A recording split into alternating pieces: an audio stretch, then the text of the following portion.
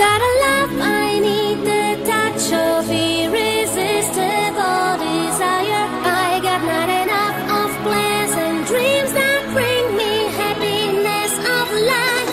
So I got a love, I need the touch of irresistible desire. I got not enough of plans and dreams that make me lucky like the sun.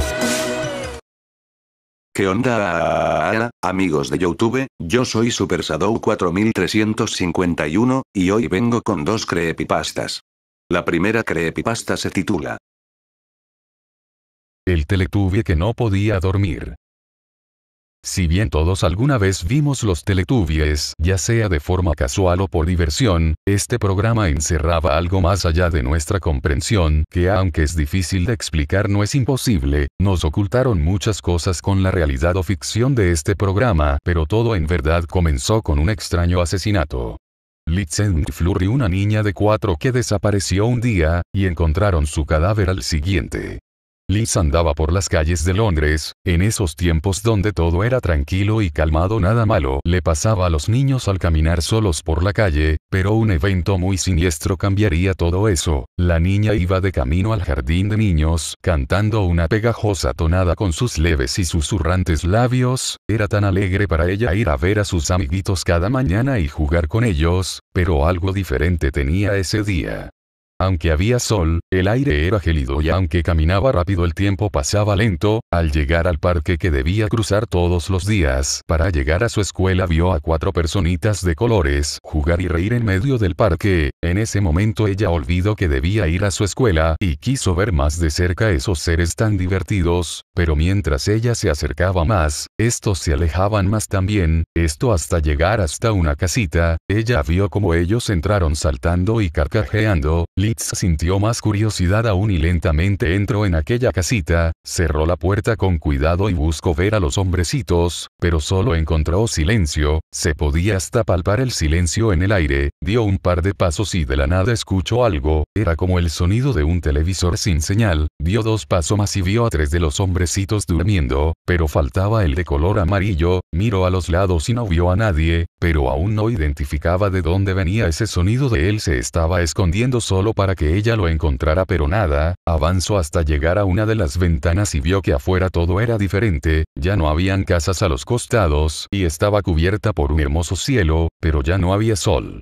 Eso le pareció extraño. En ese momento recordó que ya debía estar en la escuela, así que dio media vuelta para salir e irse a estudiar. Pasó frente a un cuarto oscuro y se detuvo. Ahí estaba él, ese hombrecito que faltaba, y de ahí venía ese sonido de televisor. Este hombrecito amarillo tenía un televisor en la parte de su abdomen y se veía solo un fondo blanco con puntitos negros y grises, sin ninguna imagen visible, y se le oía hablar solo. Lala no quiere crecer, no quiere crecer como sus hermanos. Lala no quiere crecer como ellos. Litz sintió un hormigueo por su espalda que le decía que debía salir de ahí. Siguió avanzando buscando la puerta por la cual había entrado, pero algo no estaba bien. Un silencio profundo se volvió a sentir en el ambiente. Ya no estaban los 3 hombrecitos durmiendo, ya no se oía el televisor encendido y tampoco encontraba la puerta que buscaba. ¿Qué había pasado? Sintió un nudo en garganta anticipándole que algo malo ocurriría. Se oyó el sonido de una taza romperse, pasos acercándose, murmullos entendiéndose, hasta el sonido del viento ondeando las flores. Litzen no podía aguantar las lágrimas y el temor que esto le causaba. Solo pensaba en su mamá y en que no debió desviarse de su camino. Litz empezó a llorar, y un "Quiero a mi mami" se desvaneció en el aire, y 4 siluetas oscuras aparecieron. Litz se tapó la boca.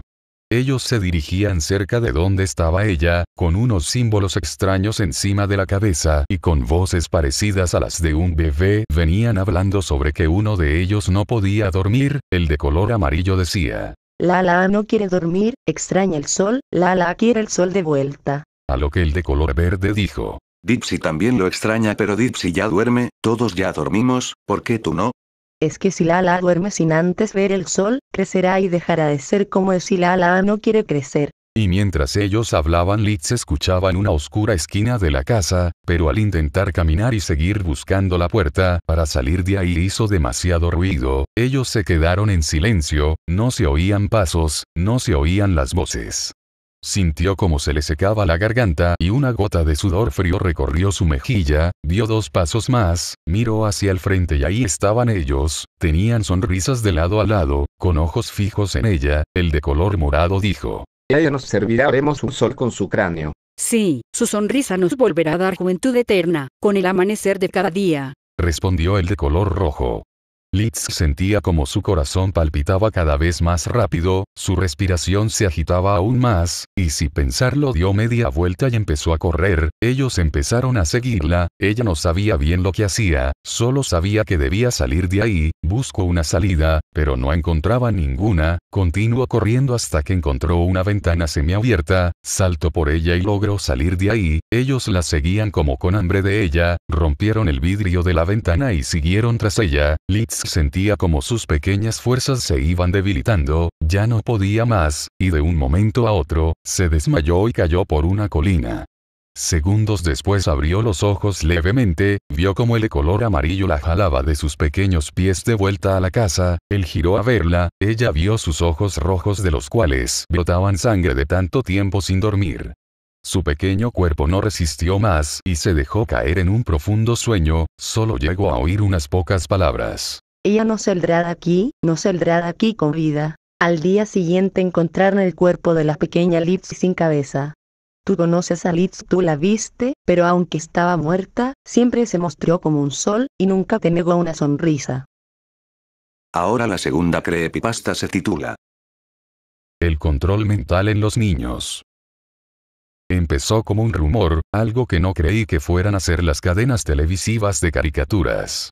Todo empezó cuando yo decidí buscar el sueño americano, y buscando trabajo me contrataron primero en Cartoon Network, era como el chico del café de ahí, era el que no tenía ni voz ni voto, lo mejor que hacía era preguntar qué tipo de café quería y si quería azúcar, acepté ese trabajo porque era mejor que nada.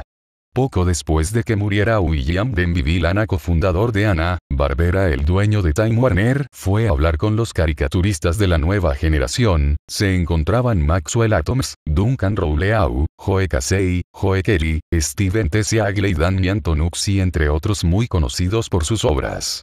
Como sé todo eso, bueno, alguien les tiene que servir el café en la junta. Mientras servía el café a todos los presentes, el director empezó a hablar. Todo lo que se comenta aquí se queda, lo dijo en inglés. No era muy buen traductor, pero lo poco que logré traducir fue escalofriante. Sus palabras fueron claras, esto ya no se trataba un capricho de los dueños de la compañía, sino del gobierno de Estados Unidos, por lo que entendí lo amenazaron con quitarle la empresa, si no hacía lo que ellos decían, querían que a la muerte de uno de los mejores dibujantes, se empezara una nueva época en las caricaturas, y más que nada en los canales para los países latinoamericanos. La cuestión era fácil, solamente hacer más tontas las caricaturas, con una historia menos compleja y mensajes subliminales, con carácter sexual y racista, para obligar a los niños no pensar y poco a poco lavarles el cerebro. Supongo que no pensaron que estaba escuchando lo que él decía o que no entendía bien lo que decían. Lo tomé sin importancia y pasó 2 años cuando me ofrecieron por una cadena conocida llamada Nickelodeon un puesto de conserje, no lo pensé ni 2 veces y me cambié dejando atrás aquella cadena. Al pasarme a Nickelodeon, barriendo escuchaba cómo regañaban a Stephen Hillenburg por no ponerle los suficientes mensajes subliminales a la película de Bob Esponja. El incomodado, gritó enojado que se iba a quitar apenas se termine de hacer la película. Seguí barriendo, como siempre no le tomé importancia, hasta que proyectaron la película. Como trabajador de ahí puedes ver las cosas antes que todos. Quedé impactado, desde el comienzo se veía a Patricio, desnudo, con una bandera atravesada en su trasero, y en el final a Patricio vestido como una ramera con sus pies largos y con medias. Pensé por un momento, eso no lo pueden ver los niños. Pero Stephen Hillenburg no fue tonto, traía un mensaje. La película, más allá de divertir a los espectadores, les daba el aviso de que la era del control mental de los niños estaba empezando. Plantón era el gobierno de Estados Unidos, Patricio el producto de las televisoras, una sociedad decaída y confundida, los peces con el cubo en la cabeza, los niños que no pensaban por sí solos, y Bob Esponja, el que trataba de combatir todo esto. Aunque sentía miedo como se vio en la película, venía representando nada menos que a Stephen Hillenburg. Me empecé a preocupar, pero ¿qué más podía hacer alguien que ni le hacían caso y a veces se burlaban de mí por tener una cultura diferente? Después de eso, pasó un tiempo, estudié diseño gráfico, fue un curso rápido pero aprendí algo, y hice mis primeras animaciones y las presenté a la cadena Disney. Les gustó mi trabajo y me contrataron como auxiliar de los dibujantes de esa cadena. Cuando me pasé apenas estaban haciéndole mejoras a Fox Kids, que Disney decidió cambiarlo a Jetix, pero junto con ese nombre vinieron caricaturas, unas sin sentido alguno, otras simplemente basura, una burla para los televidentes.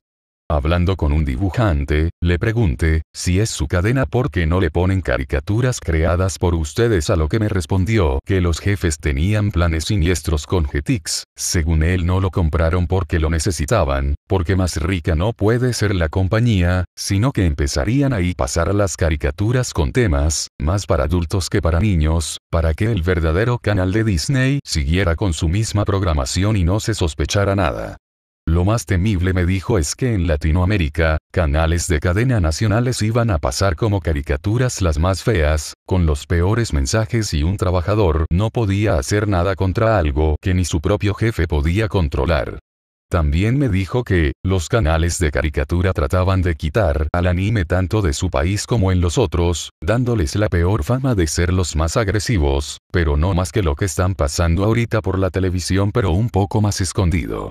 Al saber todo, no quise seguir trabajando para compañías que están lavándole el cerebro a los niños, así que decidí regresar a mi país. En tan pocos años que me había ido fue terrible lo que encontré. Los niños se pasaban horas frente al televisor, ya no salían a jugar a la calle como en mi época por ver esa caja parlante, las personas se dejaban manipular por lo que decía aquel aparato y sin ofender a nadie, parecía que cada generación era más estúpida. Podría decir que lo único que sabían era lo que había pasado en cada capítulo de las caricaturas con detalle, pero al preguntarles sobre su día en la escuela con trabajo, recordaban que fueron, aunque allá pasan 7 horas y 5 veces a la semana.